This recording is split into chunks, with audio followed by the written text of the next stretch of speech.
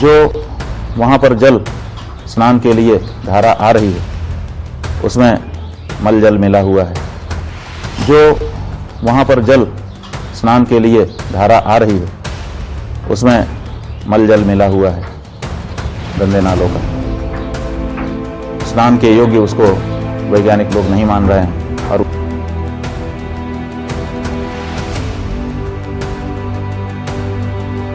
उत्तर प्रदेश के प्रयागराज में संगम की रेत पर आस्था का महाकुंभ चल रहा है, जहां करोड़ों श्रद्धालु आस्था की डुबकी लगाने के लिए देश विदेश से आ रहे हैं।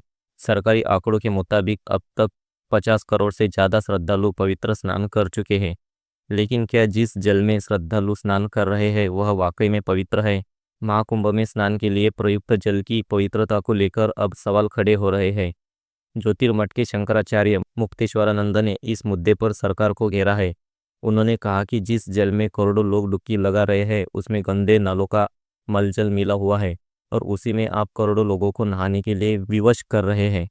सुनिए उन्होंने और क्या कुछ कहा। जो वहाँ पर जल स्नान के लिए धारा आ रही है उसमें मल जल मिला हुआ है गंदे नालों का।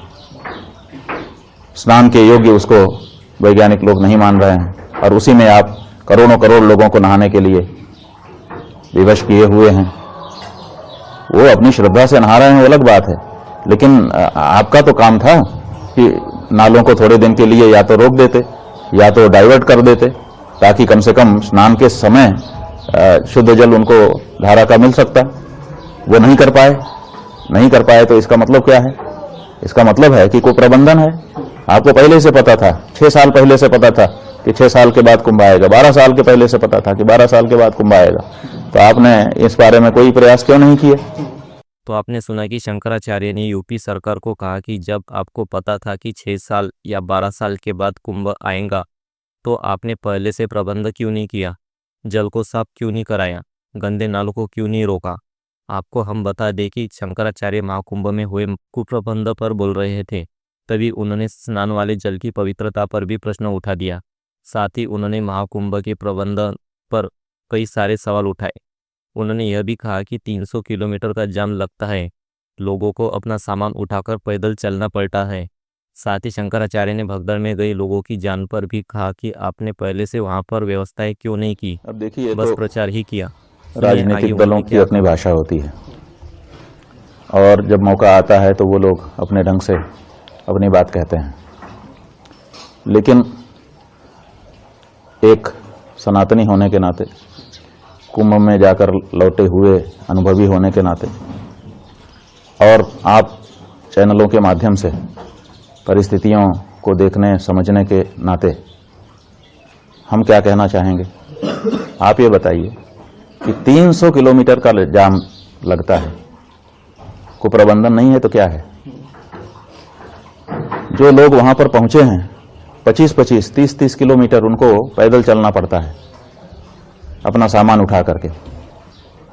कुप्रबंधन नहीं है तो क्या है? और इतने सारे लोग मारे गए। जब पहले से पता था कि लोग आएंगे, इतनी ही जगह हमारे पास है, तो उसकी योजना बनाई जानी चाहिए थी कि नहीं बनाई जानी चाहिए थी? तो जब कुप्रबंधन है और उसको कोई कह दे रहा है तो उसमें हम क्या करेंगे? हम किसी का पक्ष विपक्ष नहीं लेंगे, लेकिन जो सच्चाई है वो तो यही है कि आपको पहले से पता है कि ये हो सकता है, तो उसके बारे में आपको कोई ना कोई योजना बना करके रखनी चाहिए। और सरकारें तो एक योजना नहीं बनाती हैं, योजना एक ए, योजना बी, योजना सी, ऐसे 2-3-4 योजनाएं बना करके रखती हैं कि अगर ये गड़बड़ हुआ तो ये वाली, ये नहीं हुआ तो ये। तो आपको कोई योजनाएं बना के रखनी चाहिए थी। आपने कोई योजना नहीं बताई और प्रचार इतना कर दिया, और झूठा प्रचार। 144 साल की तो बात ही झूठी है। तो झूठा प्रचार करके लोगों को आपने आकर्षित कर दिया और आपके पास व्यवस्था थी नहीं। ये बताइए कि जब आपके पास भोजन नहीं है खिलाने के लिए तो आप लोगों को आमंत्रित क्यों कर रहे हो? अब लोग आ जाएंगे, उसके बाद खाएंगे क्या? और आपके पास खिलाने के लिए ना तो भोजन है ना तो बैठाने के लिए जगह है, और आपने ढिंढोरा पीट दिया कि आइए आइए भंडारा चल रहा है। ऐसा होता है क्या?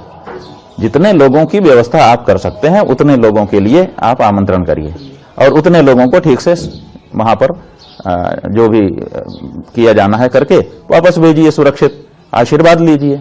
ये तो ठीक लगता है। क्यों नहीं मुख्यमंत्री जी ने कहा कि हमारे पास इतना एकड़ की जमीन है, इतना एकड़ के रास्ते हैं, इतने वाहनों के लिए जगह है, उतने लोग कृपा करके आइए, बाकी लोग मत आइए ताकि अव्यवस्था न फैल जाए, किसी के प्राण चले जाएं, ये मैं नहीं चाहूंगा।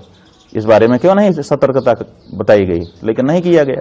आखिर व्यवस्था। आपको बता दें कि एनजीटी ने प्रयागराज में गंगा यमुना नदियों में फेकल कोलीफॉर्म बैक्टीरिया का लेवल बढ़ने पर चिंता जताई थी। सेंट्रल पोल्यूशन कंट्रोल बोर्ड ने 3 फरवरी को एक रिपोर्ट पेश की, जिसमें महाकुंभ मेले के दौरान इस बैक्टीरिया के स्तर में बढ़ोतरी के संकेत मिले हैं। खासतौर पर संगम के पास दोनों नदियों में कई जगह पर इस बैक्टीरिया का लेवल बढ़ा पाया गया है।